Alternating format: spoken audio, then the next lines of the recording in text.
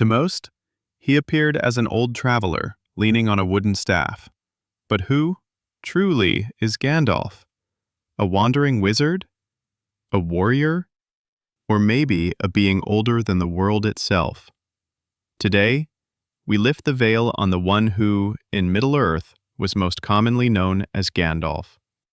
To understand who Gandalf truly is, we must journey far beyond the days when Bilbo walked the green paths of the Shire, beyond the lands of Middle-earth itself. We must go back, to the very beginning, to the creation of Tolkien's world. In the beginning, there was Eru, the One, whom the elves call Ilúvatar.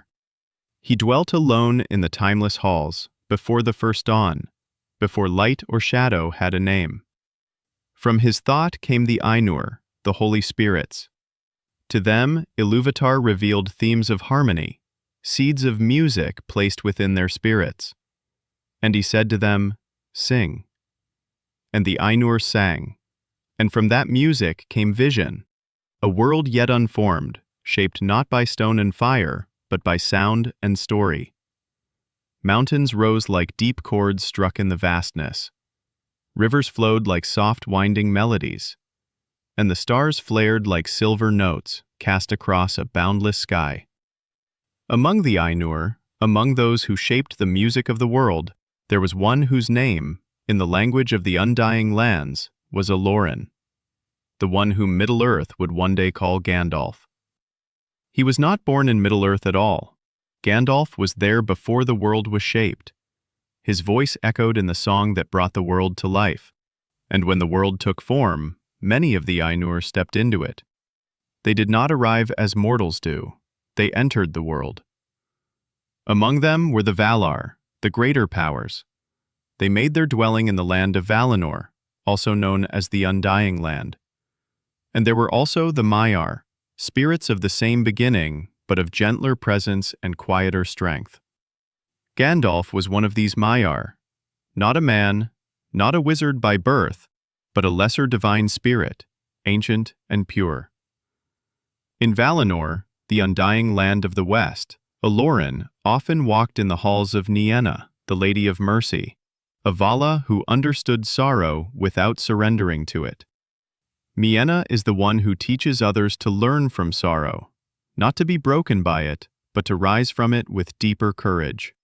From her, Elorin learned to see the hearts of others, to recognize fear, to kindle courage, and this became the foundation of his character.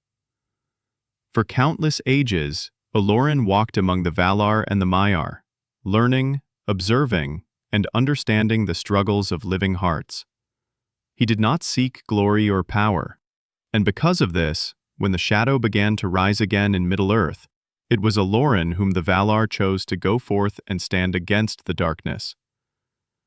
When the call came, Elorin hesitated. He was humble, even fearful, for he doubted his own strength and dreaded the power of Sauron. "I am too weak for such a task," he said. But the Valar saw in him what he could not see himself. Manwë, Lord of the Air, and Nienna, the Lady of Mercy, chose him nonetheless, for they knew that courage is not the absence of fear, but the will to face it. But he would not go alone. For this task, a council was formed. They were called the Istari, the order of 5 wizards sent into the mortal world in the shapes of old men. When they gathered, it was Gandalf whom some of the wise proposed as their leader, for even then they sensed in him wisdom, patience, and compassion. Yet Gandalf refused. He wished not to command others, nor to be set above them.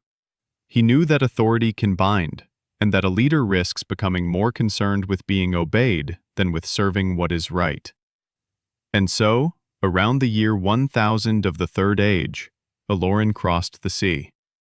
After long years spent in the Blessed Realm, a land of undying peace and unshadowed light, he departed because the world beyond the sea had begun to darken once more, and there were few left who could stand against it. He arrived in Middle-earth as an old man, cloaked in gray, leaning on a simple wooden staff. But this was only a shape, a way to walk among elves, dwarves, and men. For within him dwelled a spirit older than the mountains, and a purpose steady and quiet, to strengthen the hearts of others, to encourage courage, to keep hope alive. And so he was known among the wise as the servant of the secret fire. The secret fire is the flame imperishable, the spark of creation itself, the power of Iluvatar that gives life and purpose to all things. To serve the secret fire is to stand with life against destruction, with hope against despair, with freedom against domination. When Aloran arrived in Middle-earth, his first steps were upon the shores of the Grey Havens. There he was met by Círdan the Shipwright, Lord of the Grey Havens, one of the oldest elves still walking beneath the sun. Círdan perceived what many could not, that the grey-cloaked wanderer before him was no frail old man, but a spirit of great power. Círdan looked upon him, and in that moment he understood. He saw not an old wanderer in grey, but a spirit of ancient light, sent not to rule but to strengthen the weary. And so Círdan made a choice of great sacrifice, for on his hand he bore Narya, the Ring of Fire, a ring once entrusted to him by the High Elves of the West, a ring of great endurance. Círdan did not hesitate. He removed the ring from his own hand and placed it into Gandalf's. He could have wielded its strength for his own people, but instead he gave it away. And he spoke, "Take this, for you will have need of it, and the hearts of others will have need of you." After this blessing, Gandalf learned that he was not the first of the Astari to arrive. Curunir, later called Saruman, had come before him, and already took leadership among the wizards. Iwendil, known as Radagast the Brown, had gone to live among the birds and the creatures of leaf and branch. Gandalf, however, did not claim a hall, nor lordship, nor title. He walked simply, as a traveler in grey. And so the peoples of Middle-earth named him as they saw him. Among the elves, who watched him wander the roads of Arda, he became Mithrandir, the Grey Pilgrim. Among the men of the north, he was called Gandalf, the Staff-bearer. Among the dwarves, who respect endurance above all, he was known as Tharkun, the man with the staff. After receiving Narya, the Ring of Fire, Gandalf began his work in Middle-earth. He stayed for a time in the Grey Havens, learning all he could of the state of the world. Then he came to Rivendell, where Elrond opened to him the ancient histories of the wars against Morgoth and the first rising of Sauron. He crossed the Misty Mountains and came to the great halls of Khazad-dûm, and the dwarves honored him, for in him they sensed the wisdom of Aule, the Vala who had shaped their fathers from stone. Wherever he went, he brought quiet strength, not through command but through encouragement, a spark of courage placed gently in weary hearts. For many centuries, Gandalf gathered knowledge and observed how the balance of power in Middle-earth was changing. The Shadow at Dol Guldur. After about 1,000 years had passed since his arrival to Middle-earth, Gandalf turned his attention to Greenwood the Great. Report spoke of a darkening in the southern forest. Travelers disappeared, and the woods grew silent. A rumor began to spread. The fortress long abandoned was occupied once more. Dol Guldur. Many believed the presence there to be a lesser evil, perhaps a Nazgul, or a corrupted spirit hiding in secrecy. But Gandalf did not rely on rumor. He entered Dol Guldur in secret. There he found evidence of black sorcery, orcs gathering in quiet numbers, and messages being sent toward Mordor. It was enough to raise a deep suspicion. Gandalf left Dol Guldur uneasy, for the shadow that dwelt there was growing, and its nature was hidden. In response to this threat, the White Council was established. It brought together the most knowledgeable and influential leaders of the Free Peoples: Saruman the White, Gandalf the Grey, Galadriel of Lothlorien, and Elrond of Rivendell, along with other elder elves of great wisdom. When the council was formed, Galadriel proposed that Gandalf should lead it. But once again, Gandalf declined. For this was not the first time he had been offered leadership. Even in the Undying Lands, before he ever crossed the sea, he had turned away from such power. He believed that taking a position of command would bind him and distance him from the very people he was meant to help. Because of this, Saruman accepted the role of head of the White Council. Though the truth was now clear, the White Council did not act immediately. Centuries later, Gandalf returned to Dol Guldur. This time, he found the fortress stronger and more heavily guarded. And deep within its dark halls, Gandalf found Thrain II, king of Durin's folk, a proud lord brought to ruin. Thrain had been taken while bearing the last of the 7 rings of the dwarves. Gandalf tried to free him, but the long years of torment had already broken his strength. With fading breath, Thrain pressed into Gandalf's hands the map of the Lonely Mountain, and the key to its hidden door. And with the little strength remaining, Thrain begged Gandalf to aid his son. "Thorin, my son, do not let him stand alone. Help him. Help Thorin." And then Thrain, last king of Durin's line in exile, died in Gandalf's arms. There was no time for mourning. Gandalf was forced to flee Dol Guldur before the shadow could close around him. But he carried with him the final wish of a dying king: to help his son reclaim his home. After escaping Dol Guldur with Thrain's map and key, Gandalf returned to the White Council and reported what he had seen. But again, Saruman delayed action. Years later, Gandalf encountered Thorin Oakenshield at the Prancing Pony in Bree. Thorin traveled alone, weary and troubled, seeking tidings of his people and any hope of reclaiming his home.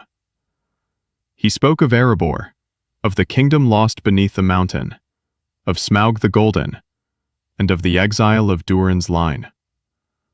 "I would see my home restored," Thorin said. And as Gandalf listened, he remembered the last words of Thrain, spoken in darkness and sorrow. "Help him. Help my son." In that moment, the two paths became one purpose. Thorin sought to restore his homeland. Gandalf sought to strengthen the north against the returning shadow. For if Erebor stood once more, the north would not be left defenseless. So Gandalf proposed a plan. A dwarven company, led by Thorin Oakenshield, swift enough to pass beneath the notice of others, would set upon a road to reclaim Erebor. But the company would need a burglar, someone who could move unnoticed, enter silently, and avoid drawing attention. So Gandalf began to think of those in Middle-earth whom the shadow overlooked. In the years Gandalf wandered through many lands, but there was one particular small green country almost forgotten by the wide world: the Shire. He came upon it almost by accident, a quiet land of gentle folk, yet it remained in his memory. For its people, the hobbits, they cared little for power and less for glory. Yet to Gandalf, this was their strength. Where the great of the world grew proud, hobbits remained steady, kind, and hopeful. They feared little of what lay beyond the next hill, for they trusted in the goodness of the day before them. In them, Gandalf saw something rare and precious: the ability to remain unbroken by darkness, because they did not seek power that darkness could corrupt. So he returned to the Shire again and again, for in all his journeys, Gandalf found no people quite like the hobbits. And it was during these wanderings that Gandalf came to know Bilbo Baggins. Bilbo was, to all who knew him, a perfectly respectable hobbit, fond of comfort, meals, and peace. But Gandalf saw something more. Beneath his calm habits lived a spark, a small but steady courage waiting to be called upon. He was not a warrior, but he was willing to step beyond his door. And that, Gandalf knew, mattered more than strength of arms. So when the time came, when Thorin needed companions and the world needed a quiet courage, Gandalf remembered Bilbo. And so, the quest for Erebor began. Gandalf brought Thorin and his companions to the green door beneath the hill. And there, in that small, warm hobbit hole, a choice was made. Thorin and his company would reclaim Erebor. To Gandalf, this quest was never only about gold. Gandalf's true purpose was to raise a strong realm that could stand against the shadow. For if Erebor rose again, the North would stand strong. Rivendell would not be isolated. Lothlorien would not be surrounded. The Shire, small, quiet, green, would remain free. This is why he cared. Though Thorin and his companions set out upon the road, it was Gandalf who set the quest in motion. He guided them across the wildlands, stood against the trolls of the west, and led them to Rivendell, where hidden runes were revealed beneath moonlight. In the misty mountains, when goblins closed in and all hope seemed spent, it was Gandalf's sudden light and thunderous voice that freed them from the darkness. But what Gandalf did not yet know in that moment was that Bilbo had found a ring. A small and quiet thing, taken almost in passing, yet destined to shape the fate of all Middle-earth. Soon after this, Gandalf departed from the company, not out of indifference, but because a greater shadow had begun to stir. There were whispers that the shadow in Dol Guldur had grown stronger, that the necromancer, whom Gandalf had once found and reported to the White Council, was gathering power anew. Gandalf knew that if this darkness was allowed to rise unchecked, no free realm of Middle-earth would remain safe. So he turned from the company and passed again into Mirkwood, to look upon Dol Guldur a third time. This time he entered it openly, fully aware of the danger, for he knew it was his task to do so. And there, at last, the shadow revealed its true nature. The shadow was no longer hiding. The fortress was stirring with armies. The necromancer's power had grown bold. This was not merely a shade of old wars. It was Sauron, preparing to return. So Gandalf went without delay to the White Council, bearing news that could not be ignored. There he spoke plainly. The power that dwells in Dol Guldur is no mere shadow. It is Sauron, returned to gather his strength. But as always, Saruman counseled patience, saying that Sauron was still weak, that time moved in their favor. But Galadriel listened, and Elrond did not doubt. At last, the council agreed to act. Together, the members of the council went to war in the shadows of Mirkwood. They came against the stronghold, and when they reached its walls, the darkness answered their coming. And the battle began, long and harsh. Yet the power of the council did not break, and they overcame the darkness. Dol Guldur was assailed. The necromancer was driven forth. His servants scattered like dust in a storm. But Sauron did not fall. He fled. He fled east, to the land he had long prepared in secret, to Mordor. Meanwhile, the quest to reclaim Erebor had been fulfilled, and Bilbo Baggins returned to the Shire. He brought back a small golden ring picked up in the dark beneath the mountains. Bilbo thought little of it, but Gandalf did not. And so Gandalf began to watch. He watched the ring. He watched its bearer. As the years passed, Bilbo grew old, yet the ring did not rest. It whispered. Softly at first, but with time, its voice grew deeper. Gandalf saw it in Bilbo's eyes. Not greed, but a shadow of unease, a pull between love and fear. And when at last Bilbo prepared to leave the Shire behind and wander once more, Gandalf spoke to him gently. "The ring must stay behind, Bilbo. Leave it. It is time." And though the choice was bitter, Bilbo let go. He passed the ring to his young cousin Frodo, a hobbit, quiet of voice and steady of heart. Gandalf looked upon Frodo and felt again the old knowing. Courage often lies in the unlikely. Yet even then, Gandalf did not understand the full truth of the ring. Not until he went to find the creature who once held it, Gollum. Through dark roads and hunted lands he searched, until at last he learned the truth behind the ring. The ring was the one, the ruling ring of Sauron, forged in the fires of Orodruin, the master ring that binds all others. And in that hour, the gentle light of hobbit kind became the hinge upon which the world would turn. For the ring had come into the hands least willing to use it. And so Gandalf returned to the Shire. He spoke to Frodo of the ring, and of the road that would soon lie before him. "There are older and fouler things than orcs in the world, Frodo. Yet even the smallest light may guide us through the darkness." The Shire was no longer safe. The servants of the enemy were already moving. So while Frodo and Sam slipped quietly into the wild, Gandalf rode far and swift. He went to Isengard, seeking counsel from Saruman, but there he learned betrayal. Saruman had turned to the shadow. Gandalf was taken and held as a prisoner in the high tower of Orthanc. Only with the help of Gwaihir, Lord of the Eagles, he escaped. And while Frodo continued on, through fear and night and the Black Riders on his trail, Gandalf rode across Middle-earth with all the speed a mortal form could bear. He arrived at last in Rivendell, just in time to meet Frodo again.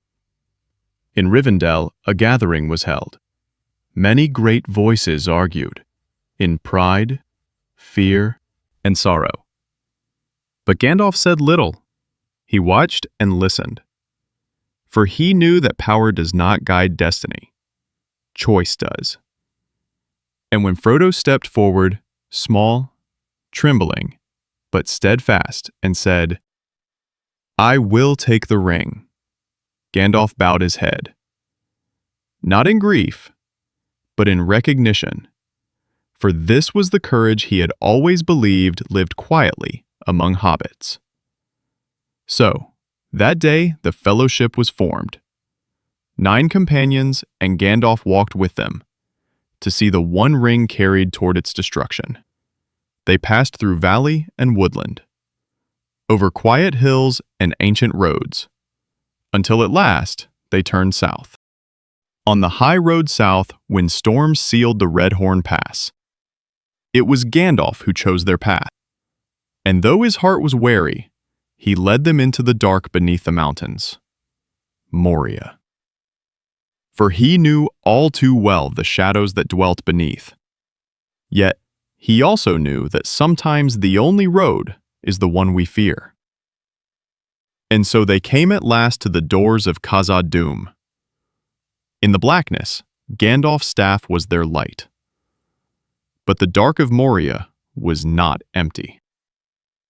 And the darkness was not silent. First, a distant tremor. Then, a pulse. Then, drums, like the beating of some buried heart. Drums in the deep. The fellowship ran, their footsteps echoing beneath vaults raised in the elder days. But the night behind them followed, swift and hungry. And at the last, upon the narrow bridge of Khazad-dûm, the darkness took form. A shape of fire and shadow, vast as the pillars of the earth, with eyes like coals fanned by the breath of hell. Gandalf knew then what he faced. A terror as old as the world's first dawn. Durin's Bane, a Balrog of Morgoth, born in the furnaces of the ancient world, before sun or moon had risen. Terror fell upon them like a weight of stone. But Gandalf did not move. The fellowship saw not a frail wanderer in gray, but a figure tall and stern, staff in hand, standing alone between them and doom. He spoke, and the very air seemed to tremble. "I am a servant of the secret fire, wielder of the flame of honor. You cannot pass," the Balrog answered with flame, with a roar that shook the halls of Durin's kingdom. Stone cracked, shadows twisted. The ancient bridge groaned beneath their feet. And still Gandalf stood. His staff struck stone. The bridge shattered. And the Balrog fell, for victory seemed at hand. But the shadow had one last strike. With a final lash of its flaming whip, the Balrog pulled him down into the darkness below. The Fellowship reached toward him, but they were too far to help. Gandalf looked at them and said, "Fly, you fools!" Then his grip gave way, and he fell into the shadowed depths. All believed that this was his end. But Gandalf and the Balrog fell together into the deep chasms beneath Moria. They struck water far below and were carried through tunnels and ancient caverns, driven ever downward into the roots of the world. There, in places where no light had ever touched, they fought. They struggled through the dark beneath the mountains, until at last they climbed again upward, for their battle did not end in the deep. It raged from the lowest caverns to the highest peak, to the peak of Xirac-Zigil, a mountain of the misty range. There, upon the mountaintop, Gandalf and the Balrog fought their final battle. The Balrog's fire was spent, and Gandalf broke its form. After the fight, Gandalf's strength was gone. He lay upon the peak, and his spirit left his body. He passed out of time and thought. But Gandalf was sent back. For though he had passed beyond life, his task in Middle-earth was not yet fulfilled. And this was one of the very few moments in all the history of Arda when one who had died was permitted to return. For it was not by the will of the Valar alone that he came again. It was by the will of Eru Ilúvatar the One, who had first shaped the music of the world. For among the Istari, only Gandalf had remained faithful to the purpose for which they were sent. Not to rule, but to guide, to strengthen, and to kindle courage in the hearts of the free. He had refused power when it was offered. He had taken no throne, claimed no tower, gathered no followers to his name. He walked among the small and the humble, and lifted the weary when hope was thin. And because he remained true when others faltered, he alone was permitted to return. He was sent back to Middle-earth, not as Gandalf the Grey, but clothed anew in white, with the full authority of his order, to stand against Sauron to the very end. When he returned, he was Gandalf the White. His body was clothed anew, and his power was greater. For he now bore the full authority of his order. Gwaihir, Lord of Eagles, found Gandalf upon the peak of Xirac-Zigil, where he had fallen after slaying the Balrog. The wind was cold there, and the mountain stone bare, but Gwaihir lifted him up and carried him to Lothlorien. There he rested, healed, and was clad in white. When he left Lorien, He stepped once more into the world of shadow and need. But he was no longer the Grey Wanderer, moving quietly from road to road. He was Gandalf the White, the guide returned at the very turning of the age. He moved now with purpose, swift as the rising wind, and while the Fellowship believed him lost, Gandalf was not gone. For a time beyond counting he passed out of thought and beyond the circles of the world, until he was sent back, and his presence was like the first clear light of dawn after a night long endured. In the ancient wood of Fangorn, where the trees remember ages forgotten by men, he was met again by Aragorn, Legolas, and Gimli. Their joy was great, for they had mourned him as dead, and now found him standing before them, bright and renewed. But there was no time for celebration. The shadow in the east was rising, and the hour of decision drew near. Gandalf spoke softly, yet with a voice that seemed to move the leaves. "There is much to do, and little time. Come, the time grows late." So they journeyed south into Rohan, for the land was under shadow. Its king, Theoden, once strong, had grown weak and silent, his spirit weighed down by Saruman's influence. In the golden hall of Meduseld, Gandalf stood before him. He cast aside his grey cloak, and shone in white. The shadow broke. Theoden's strength returned. He rose, king once more. Hope had returned, but war followed close behind. With Theoden restored, Gandalf did not linger, for he knew the war had already begun. He called for Shadowfax, and rode with a speed no other could match. Saruman had raised an army in Isengard, a force born of malice and iron. Gandalf rode ahead, for he knew where the first blow would fall. The people of Rohan fled to Helm's Deep, and there the night grew long and heavy with battle. But at dawn on the 5th day, Gandalf returned. He came riding from the east, white as the morning sun, and hope came with him. His arrival broke the darkness, and turned the tide of the war. After the battle, Gandalf rode to Isengard. There he stood before Saruman, no longer as the Grey Wanderer, but as Gandalf the White.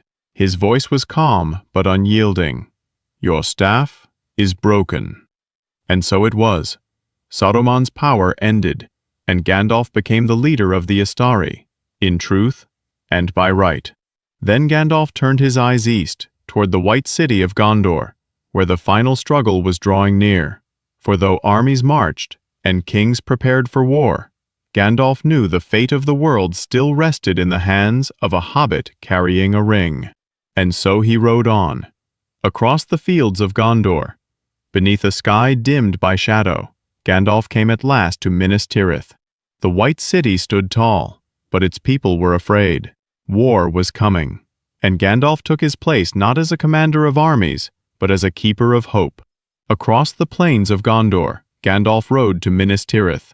The city still stood, yet fear lay heavy on its people. Gandalf did what he had come to do. He kept hope alive, for leaders faltered, and the hearts of men began to waver, but Gandalf held fast.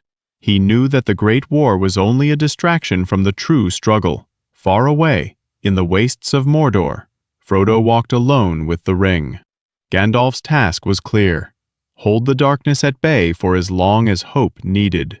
So he remained in Gondor, steady and unyielding, to give the smallest of lights a chance to reach the deepest shadow. When the armies of Mordor surrounded the city, Gandalf stood upon the walls. Where courage failed, he restored it. Where fear spread, he held it back. And when the great gates trembled beneath the shadow of the Nazgul, Gandalf did not turn away. He stood before them, a single figure in white before the rising dark. For his task was not to win the war, but to buy time. Time for Frodo, time for the ring's final road.